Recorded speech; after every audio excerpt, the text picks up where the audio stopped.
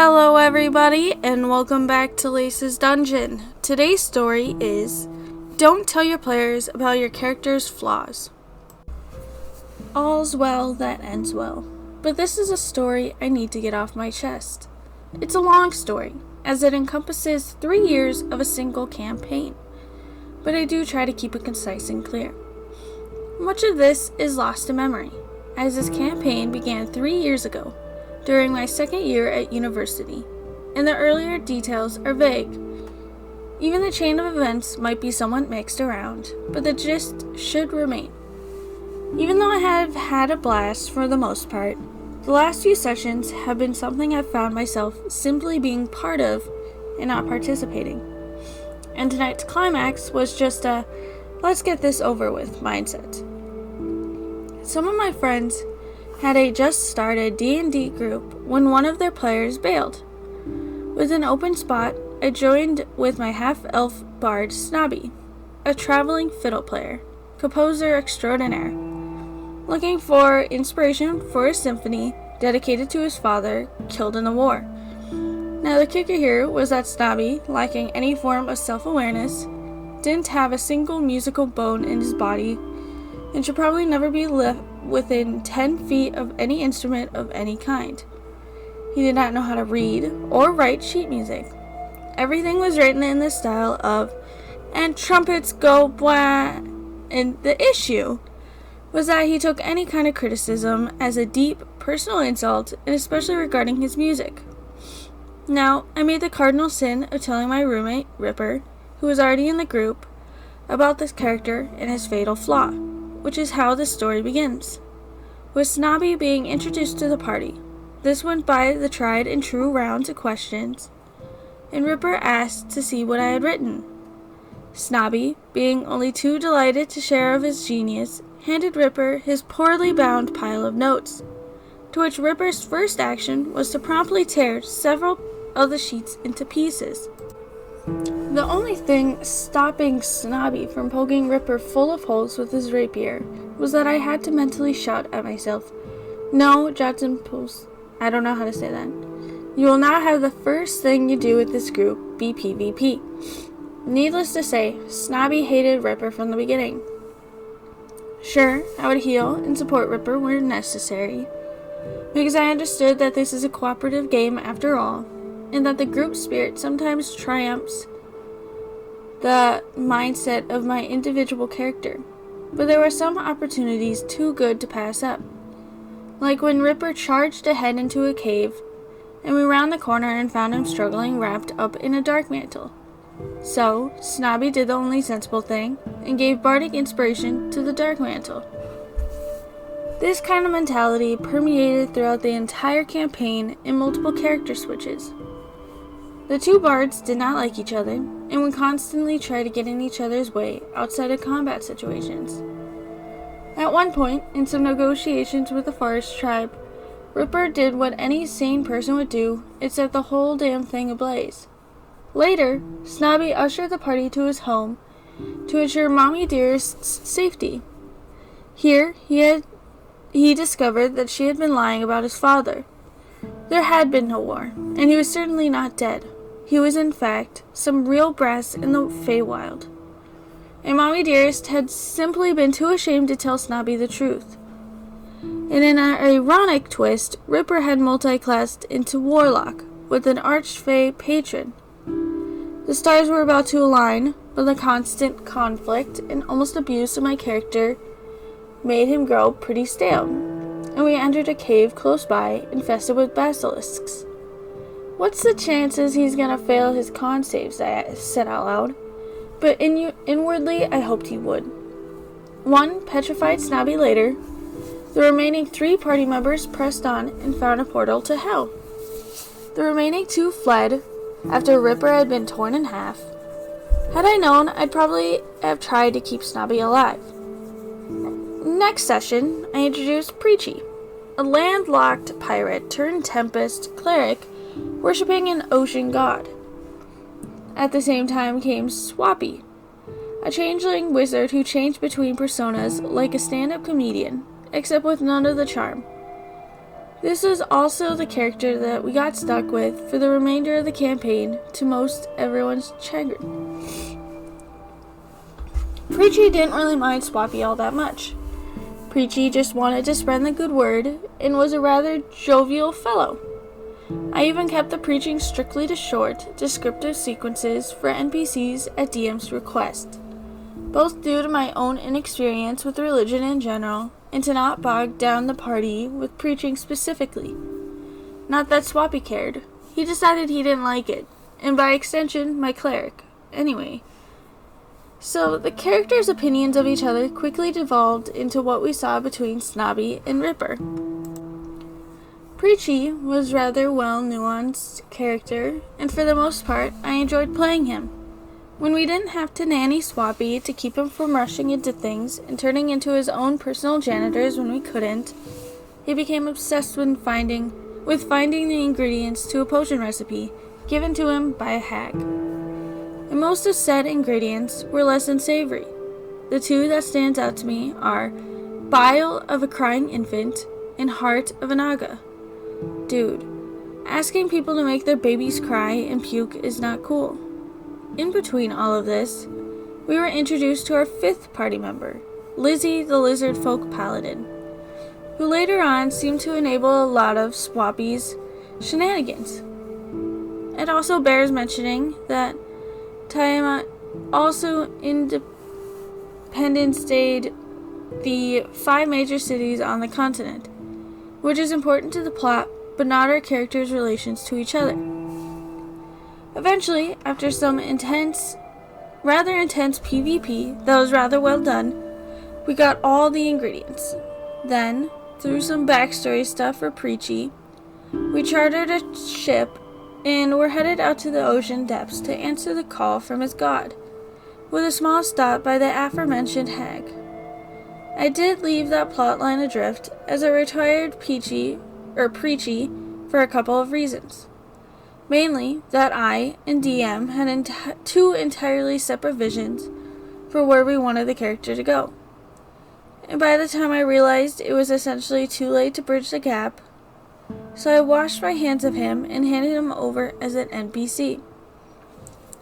As I journeyed to the hag, my third character, Shady, came riding up. A female tiefling sorcerer multiclass. She had layers of secrets, and many of which was never revealed to the party. Shady liked order. She liked knowing where she had people, because that meant they were predictable and predictability could be exploited. This got worse as the potion was part of a bargain where Swappy sold his soul to the hag to become a pseudo-lich, turning partially undead.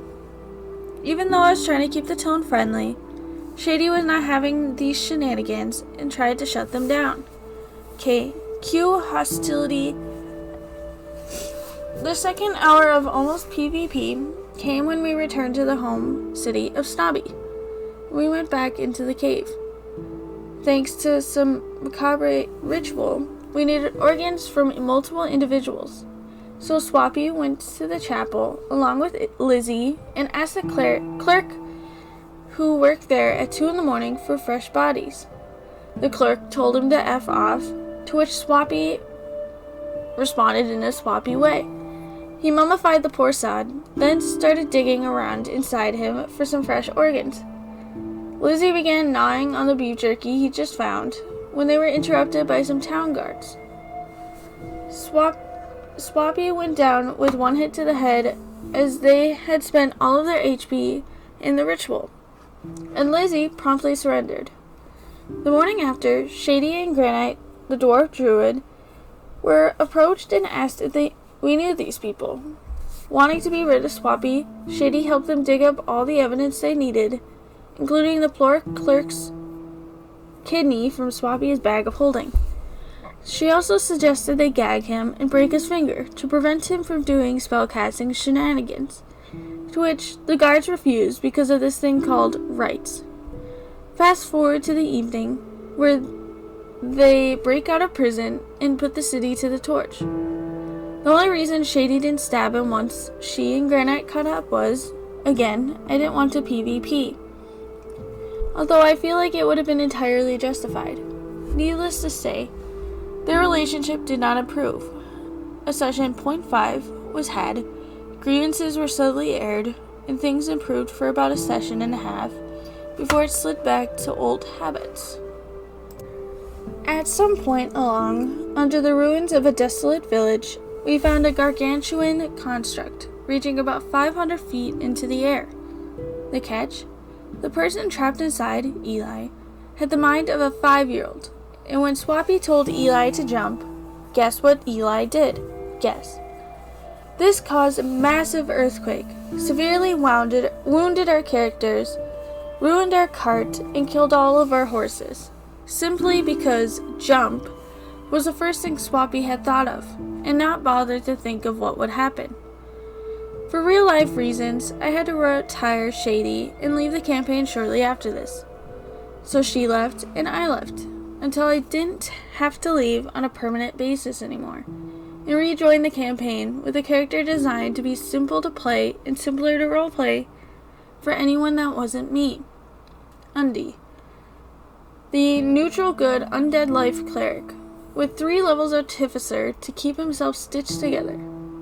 He wishes his own fate upon nobody, and encounters with necromancers would trigger a temporary alignment change to chaotic evil. He remembers all the horrible stuff his reanimator made him do, and pities every other undead he encountered, doing his best to grant them eternal rest. So encountering the costly undead Swappy, Undie immediately vowed to do what he could to release his newfound companion. They traveled together for a while, and while the tone was civil for a while, mainly due to Undie's good heart and almost deferential nature, the one time he did put his foot down was during the final encounter with the hag, where he realized that she was bloody insane and what she offered was not worth the rewards, even as Lizzie and Swappy kept drawing from the deck of many things. So Undie stood up and left the room, drawing Swappy's ire. Once some of Undie's backstory came to light, Swappy was quick to shout daddy issues about Undie's relationship with his reanimator, which didn't go over too well. Their relationship quickly soured after that. Things were quickly ramping up to tonight's finale.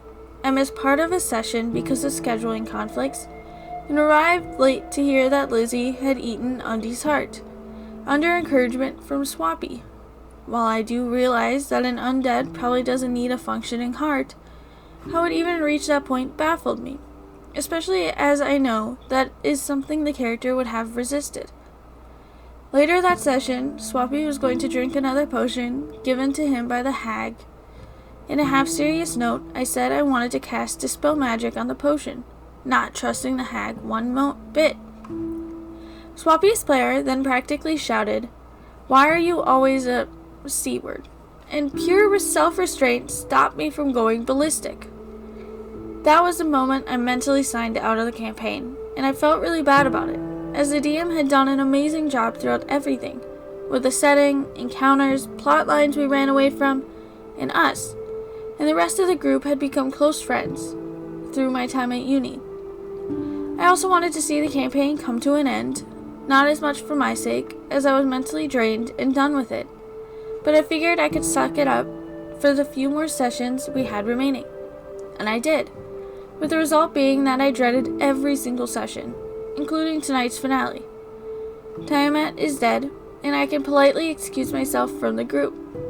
I know it is an issue because it had happened multiple times with multiple characters across different campaigns. Try as I might, I just can't deal with the never-ending supply of shenanigans and the outright hostility that comes with not wanting to be a part of it.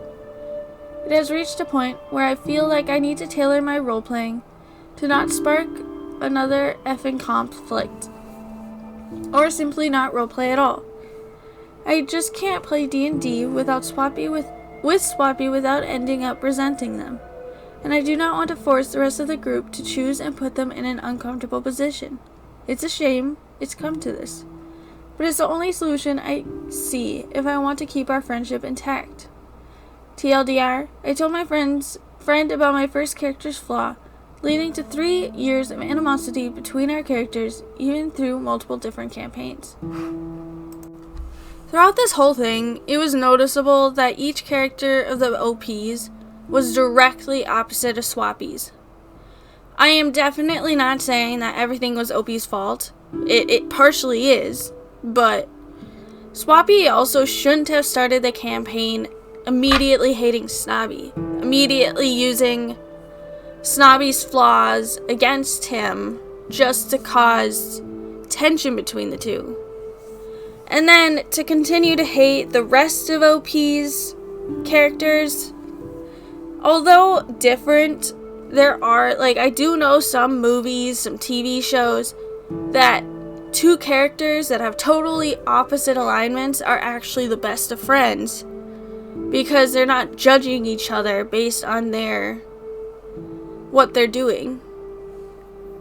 Swappy could have made a bit more of an effort, and so could have the OP, and maybe it wouldn't have been so bad for the OP to play. Personally, the idea of working with a hag to become a pseudo-lich is interesting, although it can also end badly, very badly. And I think at the beginning of the first session, they had ended up hating each other's characters, and it just kept going on with the rest of their characters throughout the whole thing. I don't have much else to say except that it was definitely partially both of their faults, not just one. But anyways, that's the end of today's story. I can't wait to see you next time at Lisa's Dungeon. Goodbye!